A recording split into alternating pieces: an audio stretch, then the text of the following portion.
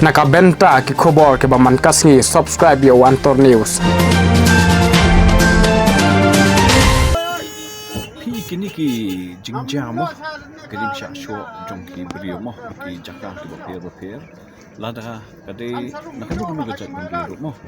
kani ka ktah ma ya ka jing shong shnan mo ki imlang salang ke nakalang jongi kum ka party UDP hingi condemn ni pendam jur ya kum kini ki acts of violence akan ka state ki jongi but ni sngo ban karpat nakalang jongi kum ka party ba ya ka tenat ke badi ban pet ya ka law order ru ki di ban long ki ba pet ngor ki ba pet terman ha ka bai dei bat kum kini ka situation namar bangin kwa bakan don kata ka jing bam chong suk chong sngan mo tam na kaliang jing pat ba nong chong snong ha ka ni ka state ki jongi mar ka state ki jongi hi na du ki por ki ba man chwa mo ni shed ya sngo ba ka state ki jongi ka de ka peaceful state but ki brio ki ba shong ki ba sa ka ni ka state du ni long very hospitable ni burom mo ya ki ki jat ban ru ke henry lada kimi pada kum kini ki jingjia na kapor sa kapor mo ke jingya shoh ke jingya dad ka kta shibon namar kan ja yu shibo lada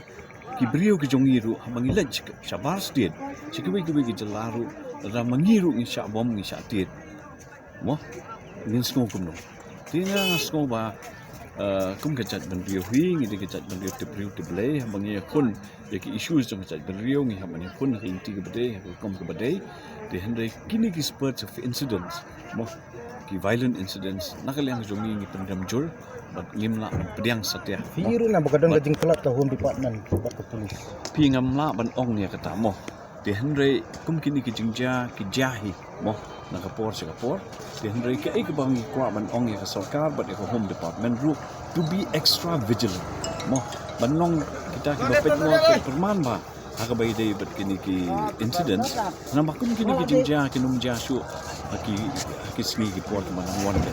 mari kwa bandon kata ka jing shong suk shong sngan ki imang sa lang tu ni dala kadon kum kini ki incidents ta kan kata bahaya kaya yang but kam long ru ba itana can reflect badly ya ke image jong state ke juni can reflect badly ya ke image jong cha ke